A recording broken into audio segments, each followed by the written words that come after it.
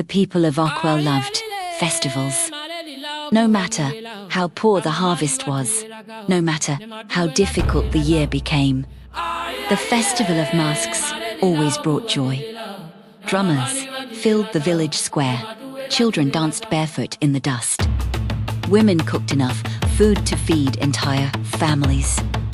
And every year, the masquerades came. The villagers believed the masquerades were messengers between the living and the ancestors. Their faces remained hidden. Their voices were never questioned. Their words carried weight. Because when a masquerade spoke, people listened. For generations, this tradition brought peace to Okwelle. Until the year one masquerade said something it shouldn't have known. The festival began like every other year. The square was packed of drums, echoed through the air. The largest masquerade, known as the Red One, danced into the center of the crowd. Its costume towered above everyone else. Red cloth flowed behind it. Cowrie shells rattled with every step. The crowd cheered loudly. Then the drumming stopped.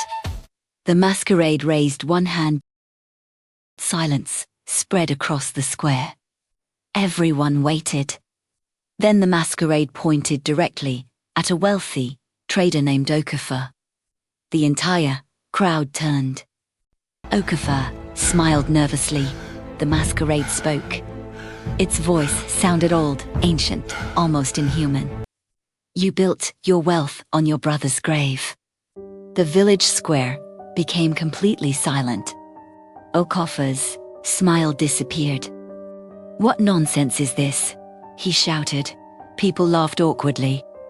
They assumed it was part of the performance. But the masquerade continued. Your brother did not die from sickness. The crowd stopped laughing. You poisoned him. Gasps spread through the square. Okwelle's face became pale. Enough, he shouted. The masquerade slowly turned toward him. The ancestors have watched in silence for 7 years. Nobody moved, nobody breathed.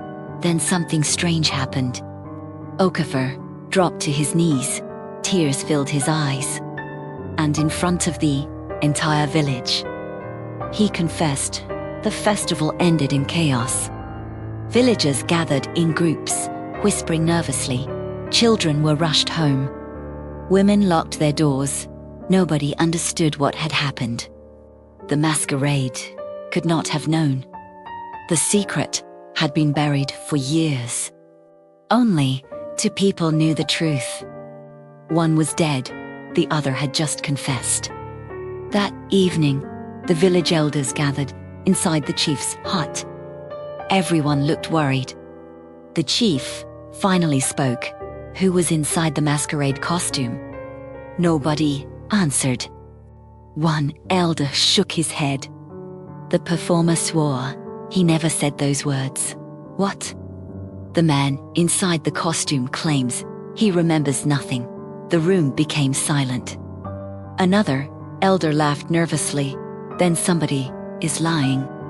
But the oldest elder in the room wasn't laughing. Slowly, he looked toward the dark window.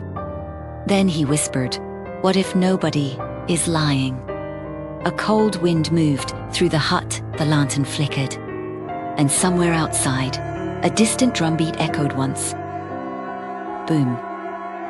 The elders froze. The festival drummers had all gone home hours ago. Boom. The sound came again, this time closer. Boom. Then a voice drifted through the darkness. A voice nobody could identify. A voice that sounded like many voices speaking at once. The ancestors are tired of secrets. The next morning, another villager disappeared. And hanging from the village square was a single red mask.